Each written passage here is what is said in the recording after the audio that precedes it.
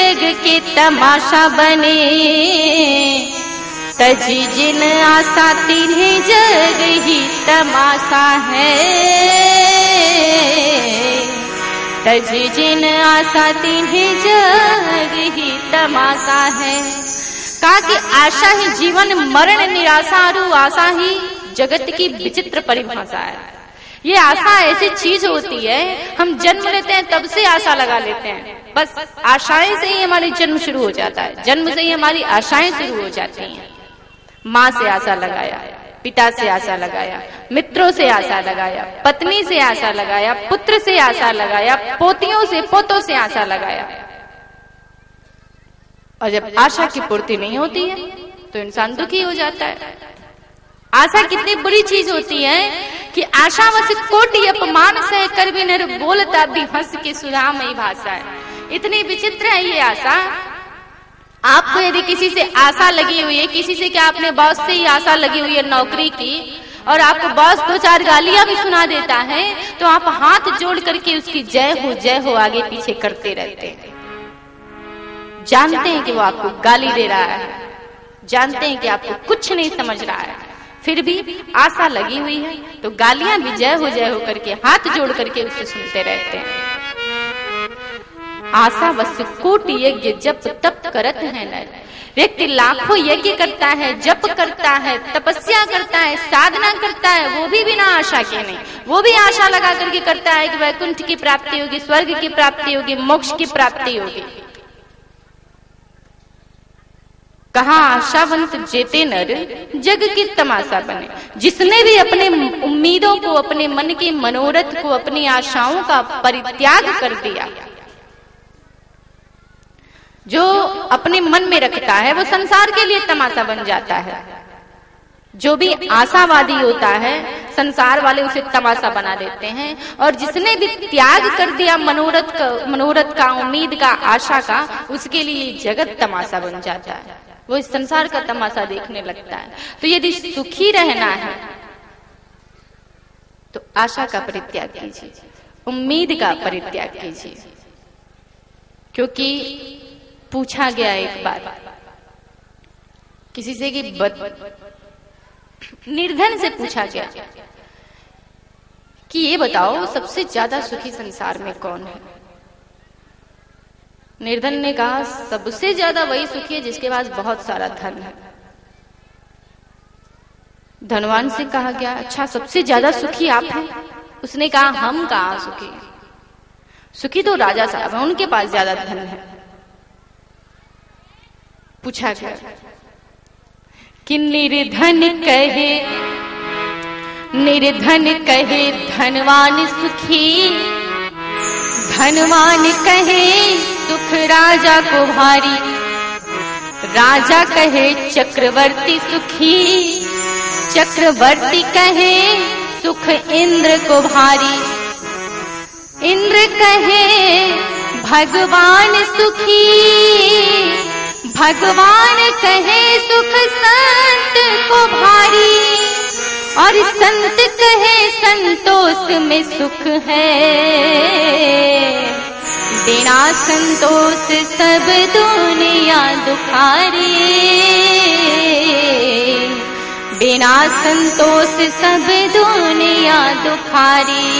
निर्धन कहे धनवान सुखी। निर्धन ने कहा धनवान सुखी है। धनवान से पूछा गया आप सुखी हैं? उसने कहा नहीं सुख राजा को बारी। अरे राजा सुखी है। राजा से कहा राजा साहब आप सुखी हैं? राजा ने कहा अरे भैया हम कहाँ सुखी हैं, चक्रवर्ती सुखी जो चारों दिशाओं का राजा है वो सुखी है। चक्रवर्ती से कहा गया भैया आप सुखी हैं? उसने कहा हम कहाँ सुखी हैं, सुख इंद्र को भारी। इंद्र सबसे सुखी है क्योंकि उसके पास स्वर्ग का राज्य है। इंद्र से पूछा गया इंद्र आप सुखी हैं? इंद्र ने कहा हम कहाँ सुखी हैं, हम तो भगवान के वश में है, स्वर्ग का राज्य भी है लेकिन हम भी किसी के वश में, इसलिए सबसे सुखी भगवान है। लोग भगवान के पास गए, भगवान सबसे ज्यादा सुखी आप हैं। भगवान ने कहा नहीं हम नहीं सुखी, सबसे ज्यादा सुखी तो संत है। संत के पास पुनः लोग आए, आप सबसे ज्यादा सुखी हैं, आपके सुख का क्या कारण है? तो संत ने कहा कि संतोष में सुख है, बिना संतोष सब दुनिया दुखारी। यदि कहीं सुख है तो वो संतोष में है, और जिसके पास भी संतोष नाम की चीज नहीं है, संतुष्टि नहीं है, वो जीवन भर दुखी रहेगा। आत्मदेव से कहते हैं गोकर्ण, आपने आशाएं क्यों की थी, उम्मीद क्यों किया था, मनोरथ क्यों लाए थे अपने मन में? यदि ये नहीं होता तो आज आप इतने दुखी नहीं होते। तो सदैव भरोसा ये नहीं करना कि बेटा देगा बेटी देगी, भरोसा यदि करना है तो ठाकुर जी का करना। ठाकुर जी से भरोसा जब कर लेंगे ना तो वो कभी आपको जीवन में निराश नहीं होने देंगे। संसार वाले आपकी आशा को ठुकरा देंगे, लेकिन ठाकुर जी से यदि आशा कर लेंगे तो उनको नहीं भी पूरा करना होगा तो कर देते हैं। ठाकुर जी हमारे बहुत बड़े हैं, बहुत बड़ा हृदय है इनका, इनसे आशा करेंगे तो सदैव सुखी रहेंगे। इसलिए आशा करना है तो ठाकुर जी से, भरोसा करना है तो ठाकुर जी पे, विश्वास करना है तो भगवान पे, बाकी बिहारी लाल पे, क्योंकि हमने भरोसा कर लिया सरकार श्याम का। ओ हमने भरोसा कर लिया सरकार श्याम का। ओ हमने भरोसा कर लिया सरकार श्याम का। ओ हमने भरोसा कर लिया सरकार श्याम का। सरकार श्याम का, सरकार श्याम का, सरकार श्याम का, सरकार श्याम का।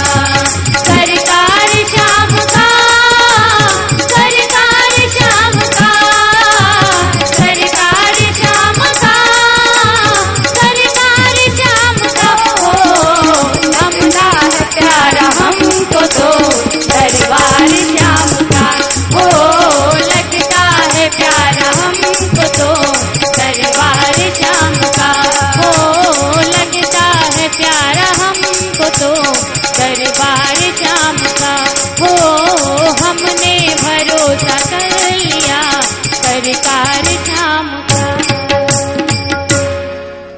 बोलिए वृंदावन बिहारी लाल की जय। निकुंज बिहारी राधे अलबेली सरकार की जय।